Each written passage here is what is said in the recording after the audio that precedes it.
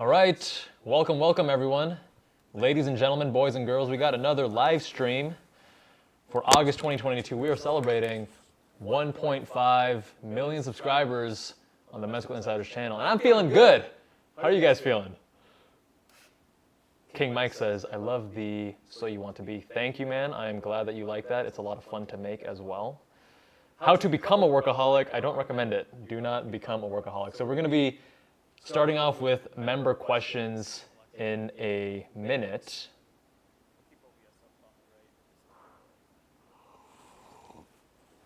But is everyone hearing me okay? Audio good? Visual good? You're in. Yeah. Sick. All right. So we're starting off with some hard-hitting questions from our members. All right. Welcome everyone.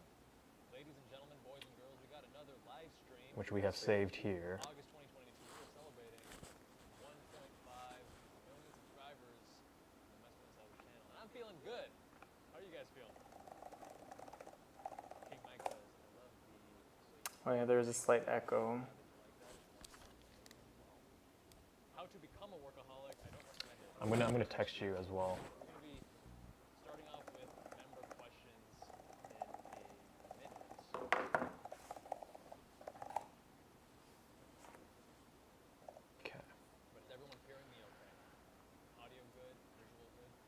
Okay, so first member question is from Hita. Hey, do you have any advice on how to build better self-esteem? Thanks. So self-esteem is essentially the reputation you have with yourself, right? I think it comes down to two things. Number one would be your reputation with yourself. You can't really BS. You can lie to other people about what you're doing or why you're doing it, but deep down you know the truth, right? And you can't bullshit yourself. So one part of self-esteem is doing what you believe to be the right thing, even when it's hard. I mean, when it's easy, anyone can do it, but when it's hard, when it's, the easier thing to do is to compromise on your morals or whatever, and you choose to do the harder thing, that is one way to build your self-esteem. You feel like you are a principled person, and you act in a way that is in accordance with that. And then the second thing, I talk about this a lot, which is building true self-confidence and self-efficacy isn't about the whole fake it till you make it, because if you do that, you end up with imposter syndrome, because you've been faking it the whole time, and imposter syndrome is the feeling that you're going to get found out for being an imposter. You don't really belong. You have been faking it the whole time. So I really don't like the advice of faking it till you make it. It comes down to doing hard things and upping the ante each time. So regardless of whether you fail or succeed, that's not really the issue. The important part is doing hard things, and you will realize that even if you fail, you can still get back up and you will live, and it's not the end of the world. So that's how you build better self-esteem. That's it for the first member question. The next member question is, you said there's an echo still? Mm-hmm. Oh, there's two audio inputs on the thing. That's probably why. So I can just. So you want to choose. So that one you want to mute. So you gotta do that every time. Audio input capture is the lav mic. So let me know if that fixes the echo.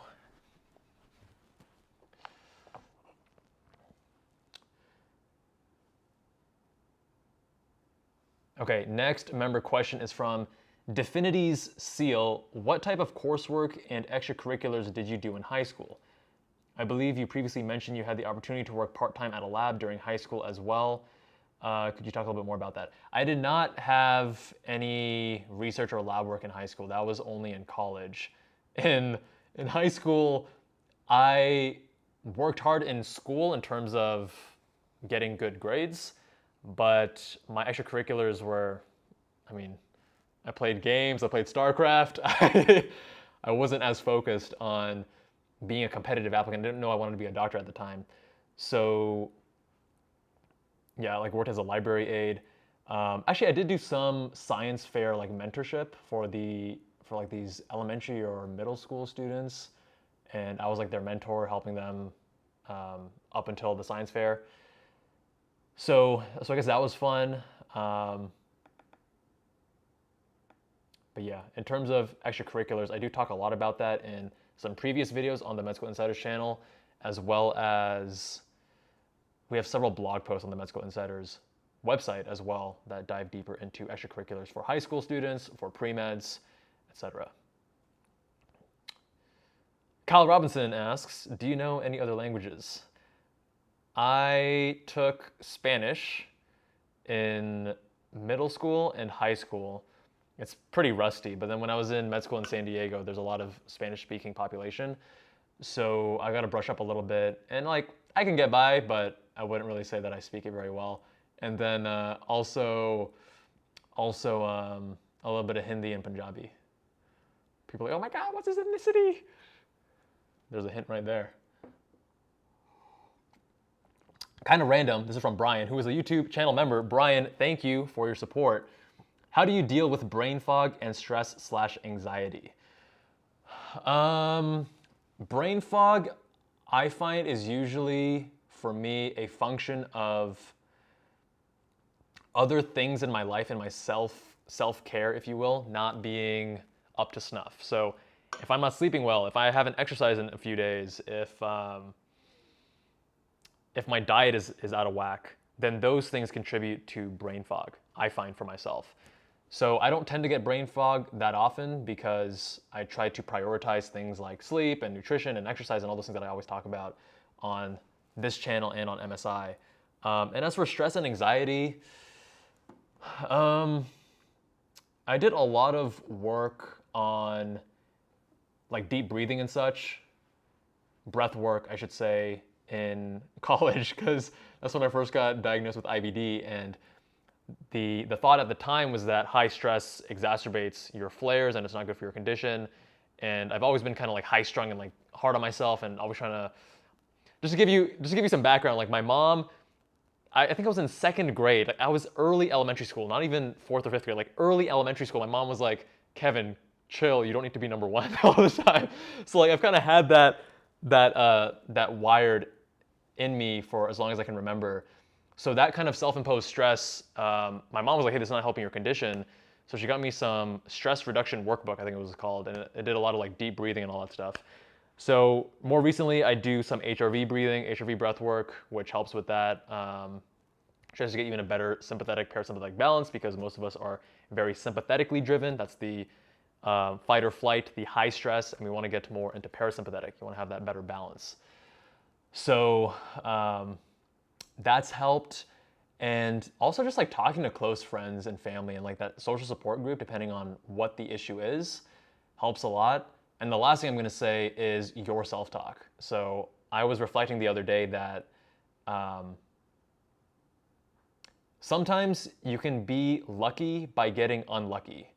So I got various things happened in my life around the age of 18 that were unlucky. Health issues, family issues, financial issues, and you either sink or swim, right? So it's kind of like when you hit rock bottom, you only really have two options.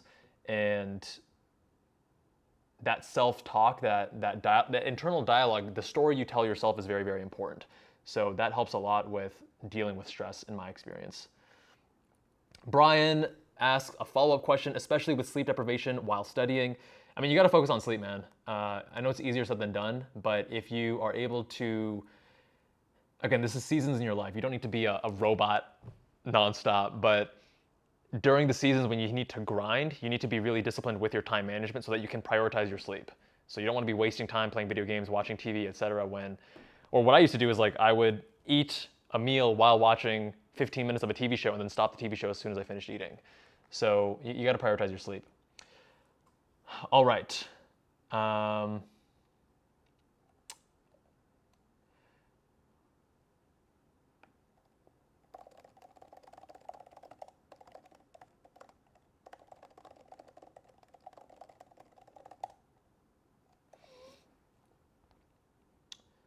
Let's see what other questions we got. Why didn't you become an anesthesiologist? I think I have a video coming out in a few weeks on why I didn't anesthesiology, so that'll address that question. All right, so if we have more member questions, then we will prioritize those, but in the meantime, oh, it looks like we do have some other member questions actually from earlier when we initially posted on the community tab. So, Arthur asks, is it better to be single or in a relationship?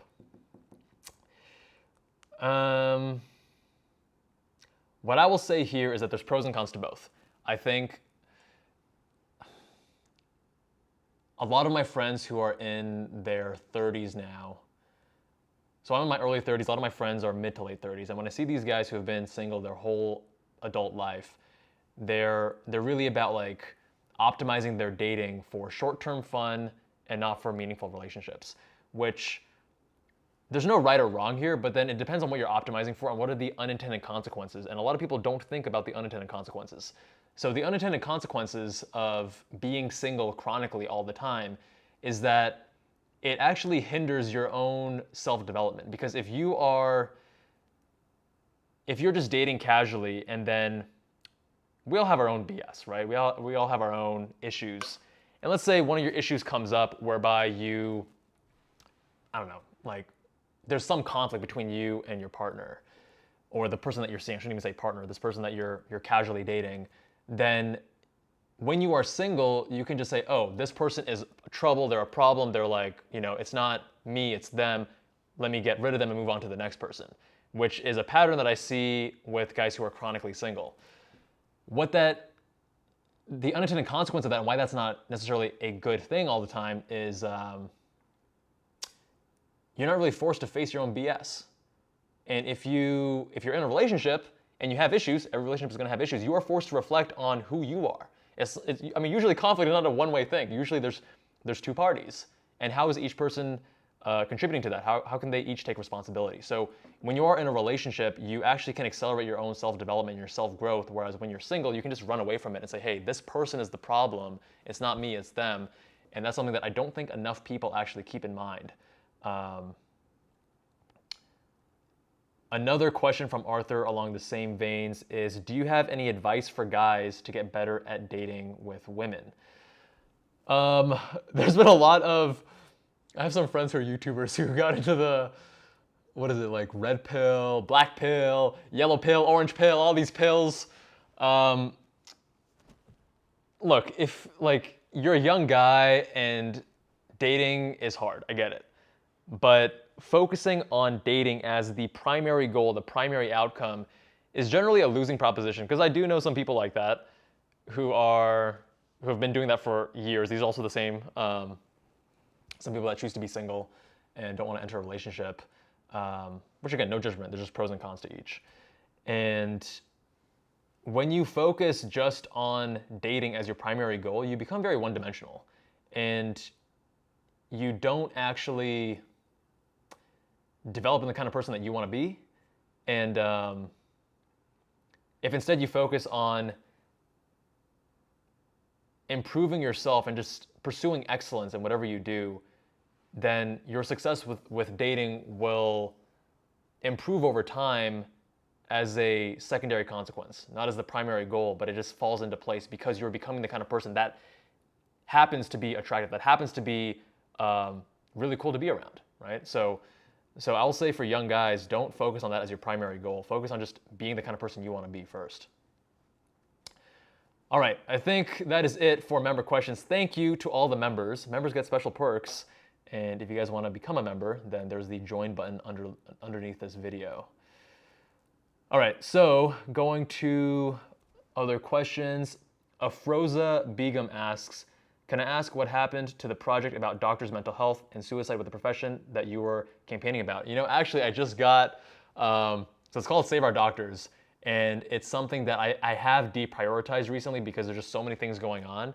But the winner from that first year actually sent me, it's on my kitchen island right now, the boxes from his project, from his proposal. He was the winner. So I used that funding, created these boxes. I need to set them up and take a look, but we'll be updating Probably putting an update on the blog, and we might cover that a little bit on one of these KGMD YouTube videos as well. This is something I do care a lot about. It's something that I think a lot of medical trainees are exposed to, both in med school and in residency. The burnout, depression, suicide issues, and something that I do want to revisit with much more effort in the future. But right now we're just trying to get other things dialed in. Okay.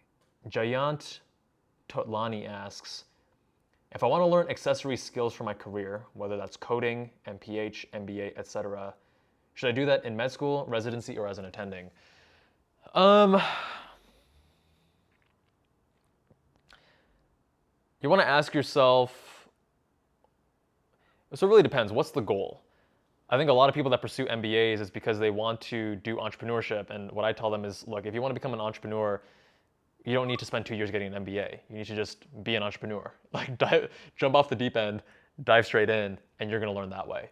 If you want to do more health admin in the future, then yeah, MBA is going to be very helpful.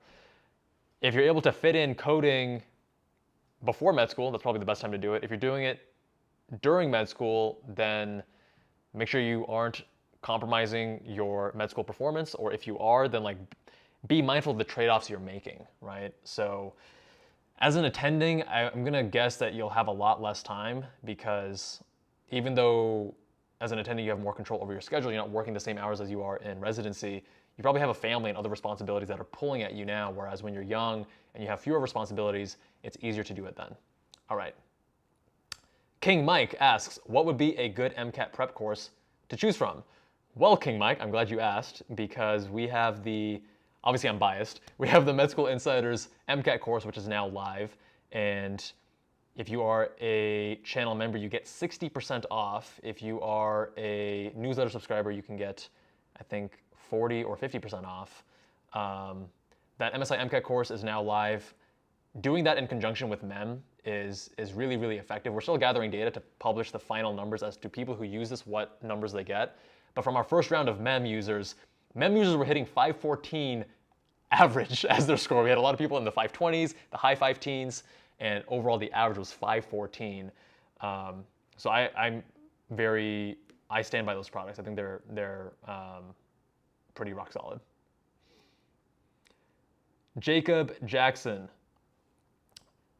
What are my chances of getting accepted into med school if I'm a felon? That is something that is going to, I'm just going to say that that's going to be a discussion we have one-on-one, not so much that I can really address that on this live stream. Jordan Cole asks, what are your thoughts on medical/dental students' lack of knowledge pertaining to finance/business?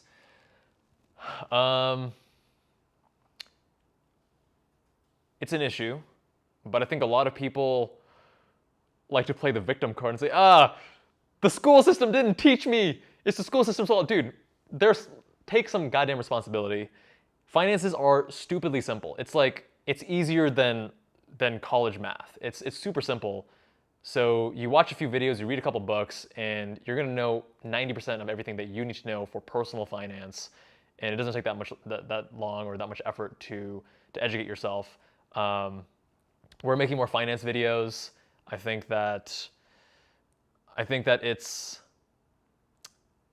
pretty unfortunate when people are entering their medical training and they're like, oh, it's just a drop in the bucket, and they put themselves in a really bad financial position because they think that, hey, I'm taking out $300,000 in loans. What's another $2,000 here or there? It adds up, man. Compounding interest, it adds up. So it's something that can be very easily addressed, and just with a little bit of education, and we'll bring you that education on both KGMD and on MSI. Jeffrey Herrera, interested in training for a triathlon? Nah, not really. I don't like swimming that much. I don't like running either.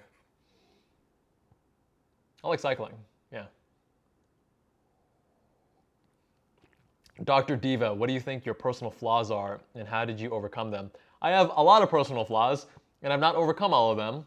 So I'm not going to get into all that on a public live stream, but yeah, there's some things that I had in the past that I've been working through, and now there's other things that I'm now working through. It's just about having the I think the first thing is insight. So reflecting, journaling, getting into mental states where you can reflect on that with more clarity and your ego isn't constantly getting in the way. I think talking to close family and friends that can keep it real with you and give you harsh feedback. I think that's all a good place to start. Tom asks, hey, Dr. J, any advice for an M1 on finding good research PI?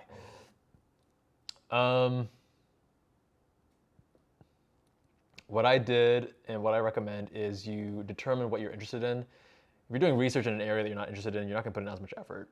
And you send out emails to those people who are researching in your area of interest, and you offer to help them. And there's a little bit of an art to crafting those emails. We have templates on our blog, and we're also coming out with a research course that's going to address a lot of these issues, a lot of these questions, and essentially the course that we wish we had, because there's a lot of trial and error in the process. Extrode asks, do you think playing video games affects grades? I mean, it's not really video games that's the issue. It's whether your distractions, whether that's video games or something else, take time and effort away from you studying. So I remember I bought StarCraft 2. It had just come out when I was studying for the MCAT that summer. And did it, no, I did well in the MCAT. Did it cause any issues? Obviously not. But the reason was because I was disciplined in saying that, okay, I can't be playing StarCraft. I need to be studying for the MCAT. So I barely even played it. My brother was telling me that campaign mode is super quick and that you would just finish it in record speed in like a day or two. And I barely even made a dent in campaign mode because I barely touched the game because I had my priorities. MCAT was more important. Colin Densler asks, does MSI offer advisors for dental school? Everyone on our website has gone through the med school training process. So if you need help with like essays, the principles that make for a good medical school essay are the same that make for a good dental school essay. So we can help you edit that, but we don't know all the nuances of like the dental application process and the dates and things like that. So if you need help with editing or interview prep, sure, but if you want the nuances of the dental school application process, I mean, we didn't do dental school. All right, let me get a little bit more tea, and I'll resume with your questions.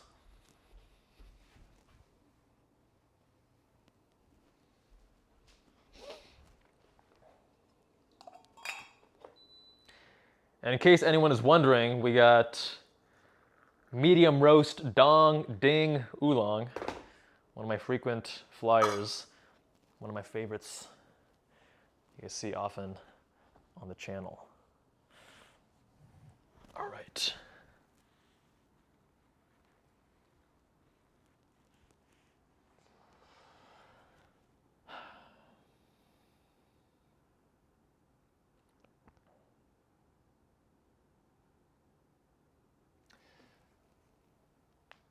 JD Music asks, thoughts on current MCAT? Should they reform and make it more clinically relevant? I hate physics and chem. They already made a lot of changes to the MCAT from, I think it was like 2015 when they made the change, something like that. And I mean, as a pre-med student, your prerequisite classes are not clinical by nature. So making it clinical, I don't know how appropriate that is. And a lot of the foundational things that you need to know, like you build off of them in med school. So if you don't like physics, you don't like chem, it's not about whether, like, what's always interesting to me is that a lot of people will say, oh, I don't like this subject or that subject, I wish that they would remove it. That literally has never even crossed my mind once. And I would always be approaching things like, oh, I don't like this subject, or this subject is harder for me, how do I get better? So the issue isn't like, oh, should we get rid of these things? It's like, okay, how can you, this is a roadblock or an obstacle for you. How do you become the kind of person that can overcome that obstacle? What lessons can you learn? How can you improve your study strategies, et cetera, and then crush it, right? That's the more important mindset to have. Shout out from Zimbabwe, from Eugene Malambo. Been subscribed 3 years. Dude, thank you for the support. Very much appreciated. Sohan Paul asks, can you give me some tips on how to master self-control?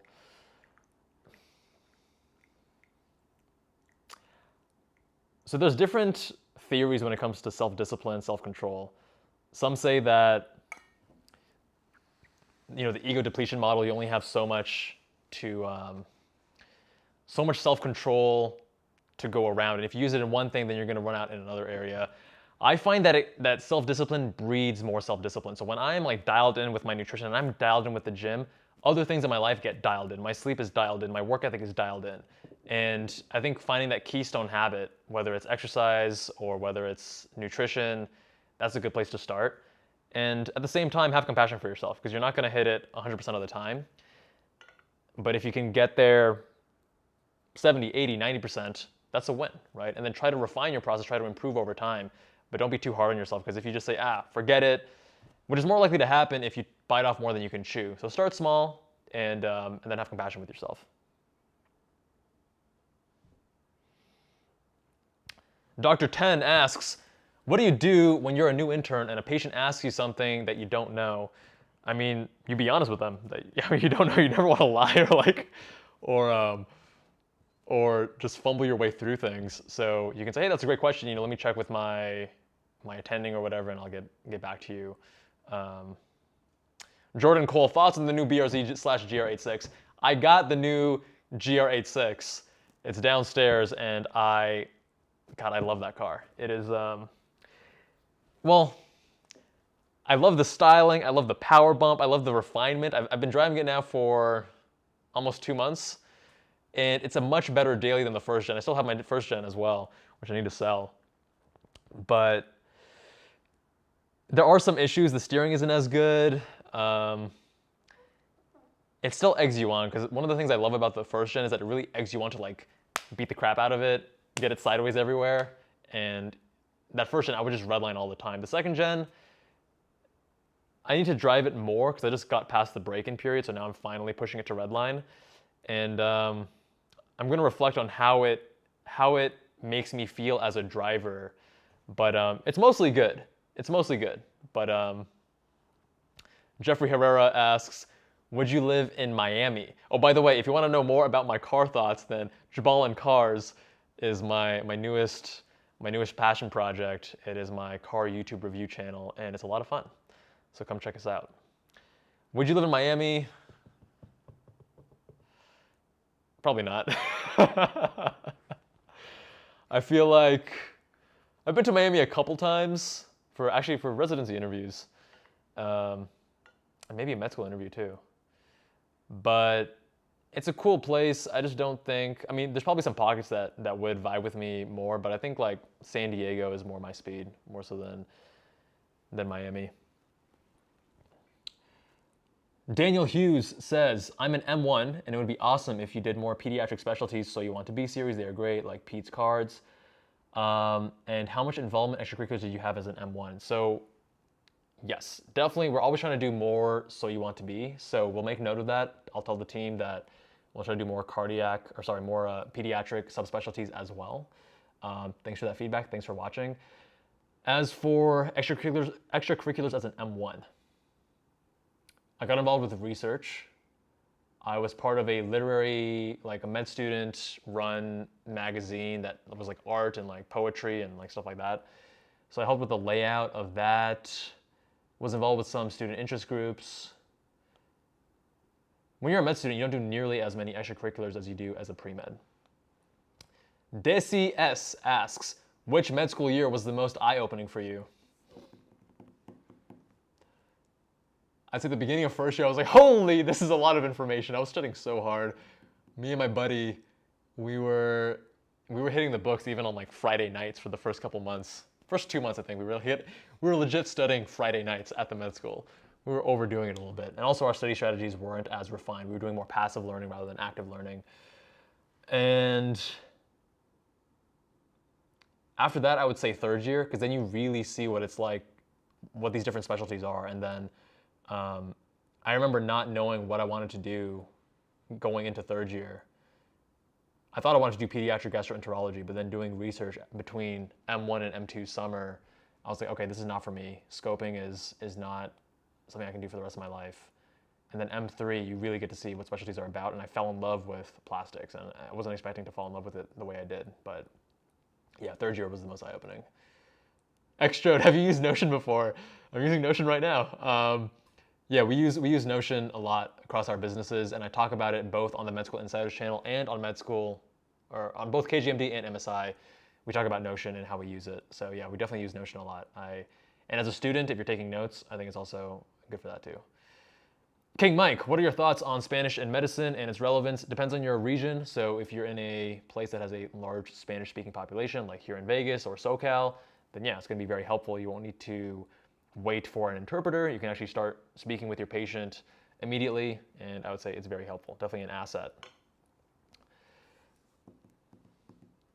Bob Marlowe asks, starting as doctor soon, in terms of investment, what would be the first thing you would recommend? Looking back, I feel like I wish I would invest more in myself or be more willing to invest in myself. I'm very comfortable doing that now, but in the early stages, I felt like, oh, I got to save money and like put it in the VTSAX or like this or that. And this is not financial advice. I'm not, a financial advisor. This is not, or an investment professional.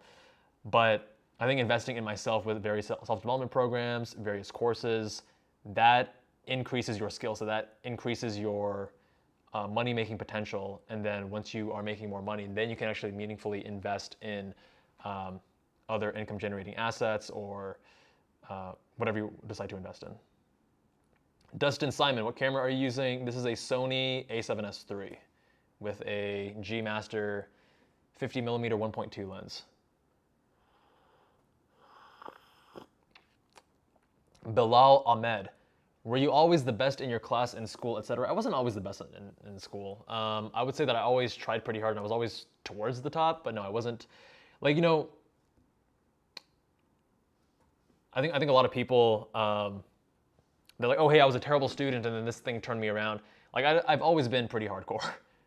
As I was saying earlier in this live stream, even in early elementary school, my mom was like, yo, Kevin, chill. You don't need to be number one all the time. Because I was always like gunning, trying to like, it was just self-imposed. My mom had to be a little bit harder on my brother to be like, hey, school's important, apply yourself, get good grades. But for me, she was always like, yo, cool it.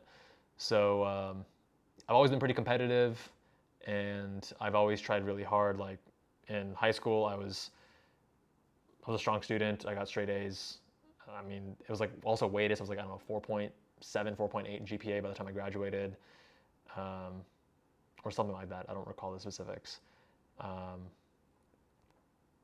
Yeah, I would say college I got the most intense, and that's like when I started setting the curves pretty consistently. But that's because I got that whole fire under my butt from health issues and just being really motivated to become a doctor. So I tried really hard in college. Colin Densler asks, is it possible to have a family/kid in med school/dental school? Yeah, I mean, a lot of classmates did that and they were successful. It's going to be challenging, but yeah, totally possible. And I think there's probably some content creators out there who do have families and they probably like vlog or document their journey. And I'd say watching their videos and seeing what they have to say is going to be more insightful than what I can say, because I've never been married, I don't have any kids, so not sure what relevance I would have there.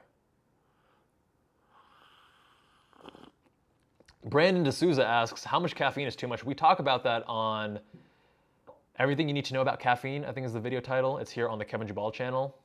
We dive into a little bit of the research, caffeine, the various forms, and all that stuff. So my preferred method of administration is loose leaf teas. This one is a oolong, but I mean, if you want to do pills or you want to do energy drinks, you want to do coffee, I mean, we cover that all in that video. What's your strategy? This is from King Mike. What's your strategy with using caffeine to stay up? I try not to rely on caffeine, actually. So even with tea, I drink it more for, I don't know, I like the taste. I guess the effect of caffeine is nice, but I need to drink a good amount of tea to actually experience that. If you're using caffeine to stay up, it usually indicates that something else in your lifestyle is out of whack. Maybe you're not sleeping enough, or your sleep quality is poor. So I try not to rely on caffeine. And in med school and in college and in residency, I almost never used caffeine because I wasn't into tea back then, and coffee was too harsh for my GI, and I just didn't really need it. I kind of just relied on the adrenaline to keep me up.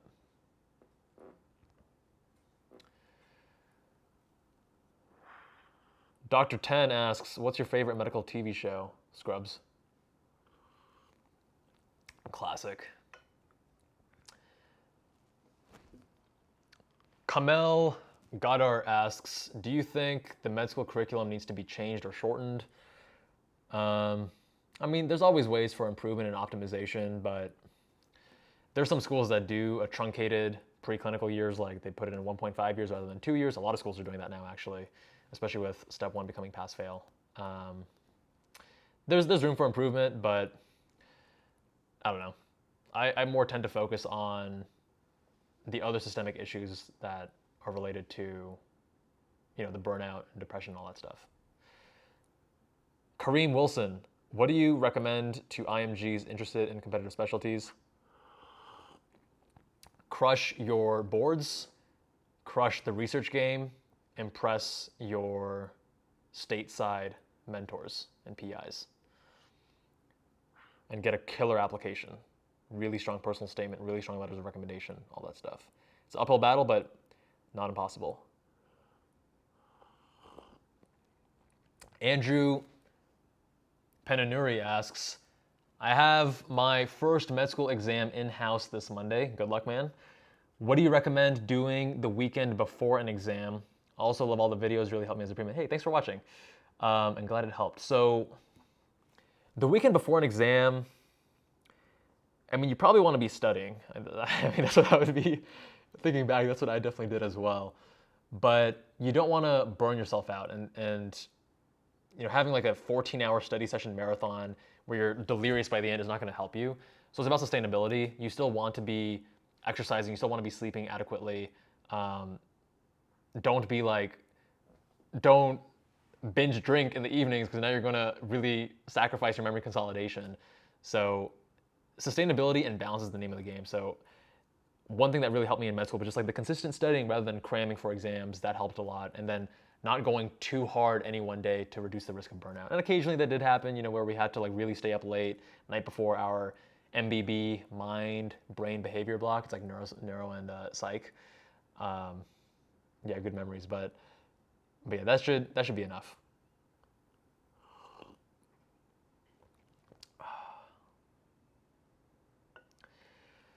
So Mod is asking some specifics about as an IMG, or I think for IM, for internal medicine.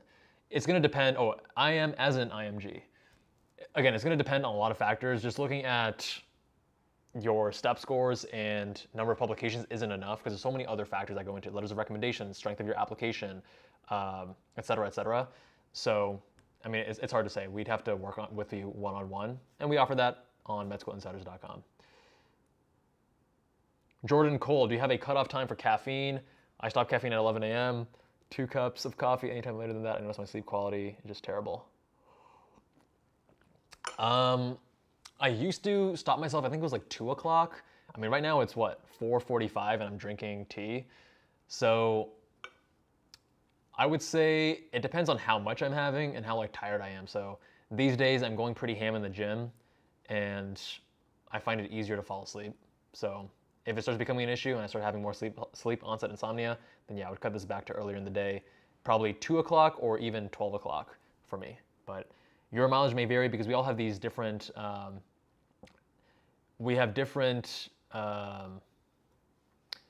caffeine metabolism abilities, right? So the half-life is going to actually vary based on individual, based on your enzymes, based on your genetics. So what works for me may not work for you, and vice versa.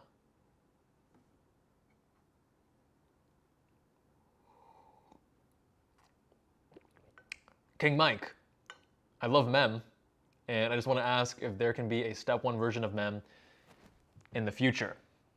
Well, first of all, thanks for using Memm. Really glad that you're finding it helpful. Step 1 version, probably not at this time. We don't have any plans of approaching step 1 in the next year or two. In the future, that might change, but nothing in the near future. Mahir Dalwal, Hi, senpai boss man, love you about face. Bye, thanks. I don't even know what to say. All right, we got some other questions here. Have you experimented with creatine supplementation? Yes, I did that a lot in, I got pretty hardcore into powerlifting in college, and I made some gains, and I was doing creatine and stuff back then. Haven't done it recently. Maybe I'll try it again. My coach is actually suggesting I try it out again, so maybe I will. What's something you haven't been completely honest about? I mean, there's many things, but it's like on YouTube, you're not trying to, you're not trying to, all the skeletons in your closet. Like we all have things that like. Obviously, I kind of am vague on purpose about some of the struggles I faced when I was 18 because like, I'm not trying to throw anyone under the bus or put people in a bad light. So I just keep it vague on purpose, and it was a struggle, and I'll just leave it at that. There was health, family, and financial issues, and we'll keep it there. What are your thoughts on nofap? Dude, I did nofap during med school, and the reason being, can't believe I'm talking about this. Essentially, I was all about like discipline and optimization, and my understanding at the time was that, you can elevate your testosterone to a new threshold, to a new plateau after 7 days, and higher testosterone means you can get by with lower sleep, and like, anyways, I tried it out. I'll just leave it at that. Have you ever delivered a baby? No, on my OB-GYN rotation, I was like in the room, but you kind of need to build trust to catch a baby. And I think I was only on OB for like a short period of time. And I think it was also just like a slow service. I think I only saw one delivery or maybe two. Yeah, no, I never actually delivered a baby myself. How do you get my first client as a freelancer? Offer a lot of value. So I think a lot of people will say, hey, they'll hear this advice online, charge a higher hourly rate. No, dude, you start small and you really prove yourself. And then once you have proven yourself, you have a portfolio, you have this word of mouth, you have referrals, you have a reputation, then you increase the price. You don't just start really high up.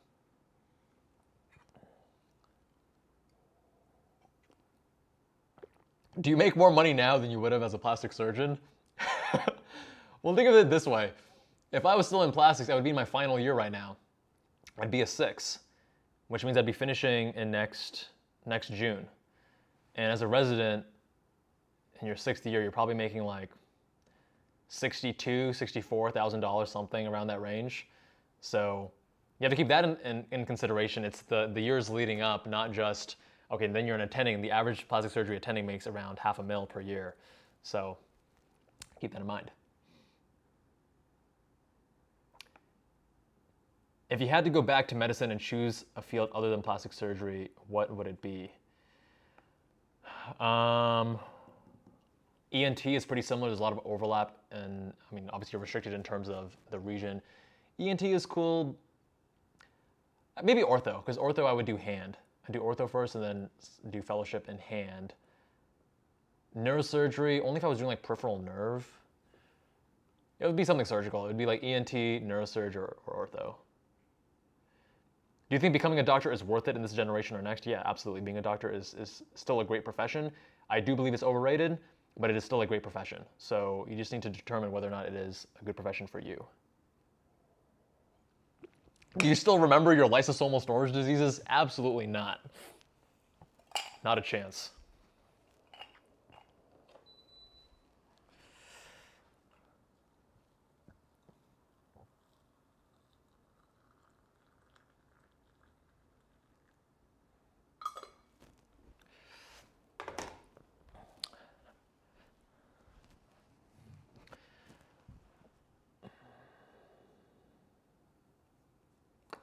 All right, going back up. Do you tend to have time for yourself? This is from JM03. Do you tend to have time for yourself during the day, or are you always very busy? What do you do during that time? During the weekdays, I'm usually pretty busy. I like keeping myself busy, but then it's also like, yeah, I'm trying to get better about streamlining certain things in my life so that I do have more time for other things. But I'm pretty busy these days. I try to prioritize time off on the weekends. So, MK, MD, dude, how's your health now? Thanks for asking, man. It's great. I've been really dialed in the last, I want to say 2 years. Yeah, I've reduced my gluten, I've reduced my dairy intake, I sleep a good amount, I'm exercising 5 days a week. My health is like rock solid. I feel invincible. I'm drinking alcohol without any issues. Sometimes in the past it would kind of cause issues, but I'm not drinking frequently, but when I do drink, no issues. Farouk Ahmad, main source of step 1 for a huge score. I think you mean like study resource, for which I would say, using question banks correctly, don't use them incorrectly. UWorld is going to be very, very helpful there. Junior Murillo asks, I'm looking into one of the Med School Insiders packages. When is the best time to sign up for these packages? I would say, so if you're looking at a comprehensive package for med school or for residency, then you generally want to start, as soon as, essentially between a year and maybe a couple months before you actually apply. I would say the sweet spot is probably around 6 months, just so that you're not rushed at all. You can really get everything dialed in. But if you're anywhere in that window, you're going to be fine. You're going to find a lot of value in those packages. Jeffrey Herrera, are you and Martin Rutkowski collaborating anytime soon? I love his videos. I did a reaction video to one of his videos, and I'd be down to collaborate. I'm not sure what we would collaborate on. Maybe discussing the topics in that video. I don't know. But yeah, I'd be open to a collaboration. What are the cons of choosing dermatology as a specialty? I think we have a So You Want to Be episode on dermatology that explains the pros and cons. And I think we were coming out with a why I didn't dermatology as well. That'll explore why I personally didn't go down that route. How to improve at physics. I would say we made a video on Med School Insiders on how to excel in your preclinical coursework. That's going to tell you how to excel specifically in physics.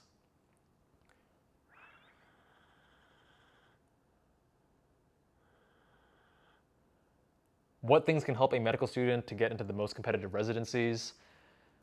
You need to be the most compelling applicant. So there's a lot that goes into that. Step scores, letters of recommendation, your actual application, your interviews, the whole thing. So yeah, there's a lot that goes into that.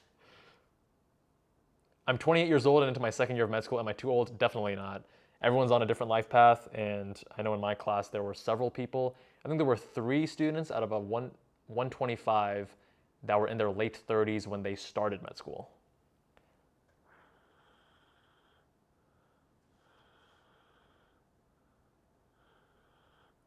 If you were to drive for an F1 team, which team would you drive for and why?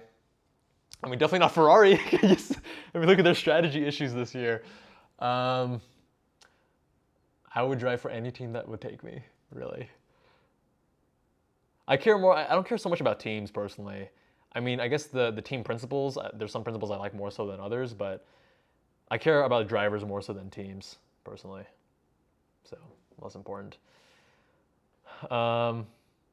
Brian, thank you for being a YouTube channel member. Huge fans of your content. Would you be making any more podcasts soon? I have a podcast set up that I've been wanting to use, but right now we're trying to dial in the whole workflow. So I don't know when we'll be able to get to that.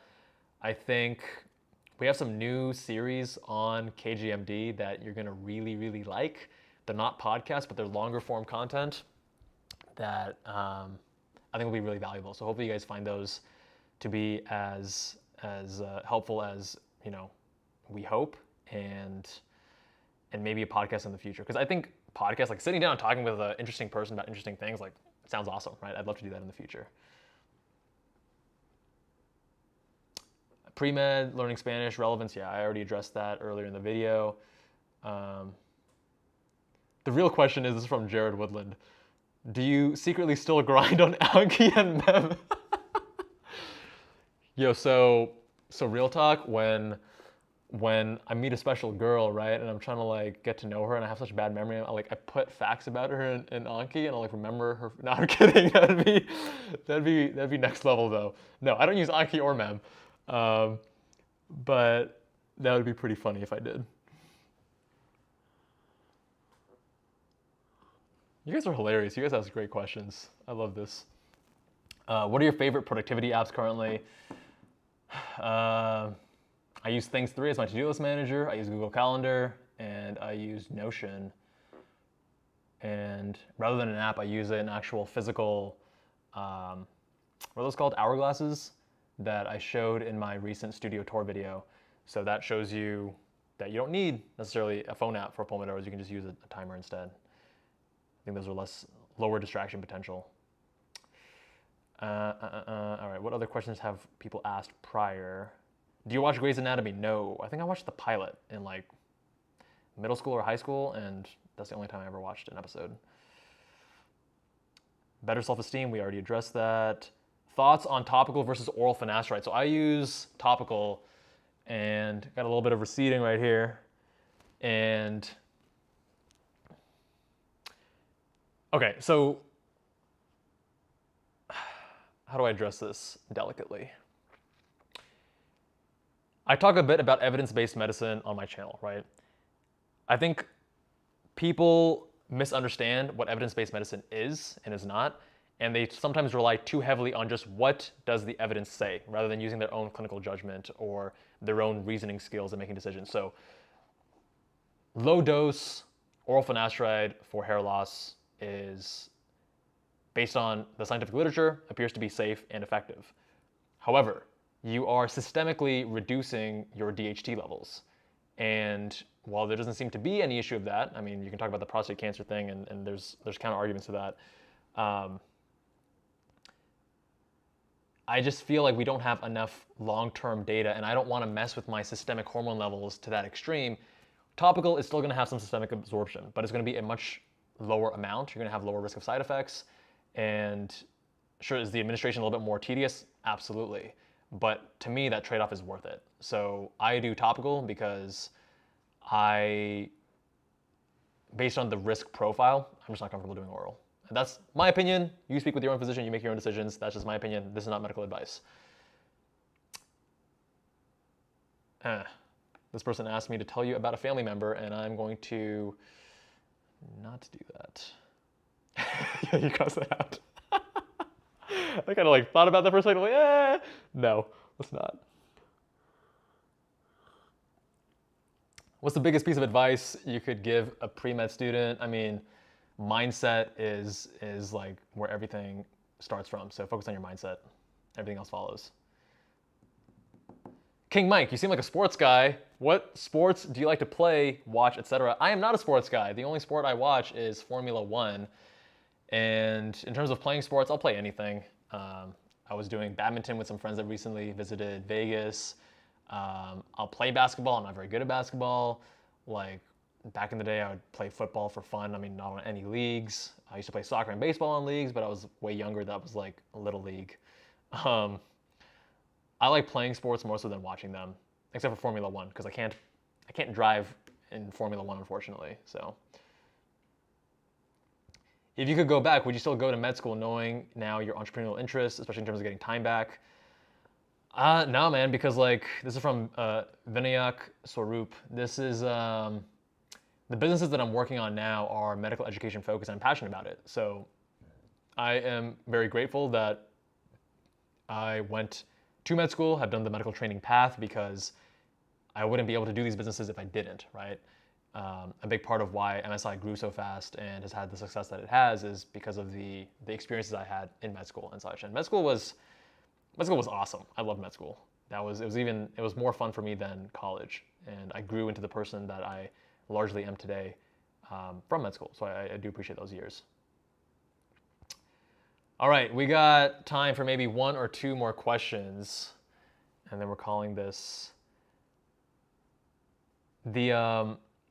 By the way, guys, we're doing these every single month. So if you aren't already subscribed, please do subscribe. And we'll be doing live streams every single month at the end of each month. and make sure you have your notifications on so you can ask your question in real time. If you're watching this video after the live stream and your question wasn't asked or you didn't get a question to ask it, you didn't get the chance to ask it, then please join us next time. What are your thoughts on using cannabis for stress/anxiety relief in med school? I mean, med schools will do, depends on your school, but a lot of them will do random drug testing, and if you test positive, then you get the boot. So I did not touch any marijuana in med school because I didn't want, that risk profile just was not favorable. Which surgical specialty is the best pickup line? Oh, I'll have to address that in the next AMA. Thanks, guys. Thanks for joining. I appreciate you guys joining us on this live stream, and we'll see you next time.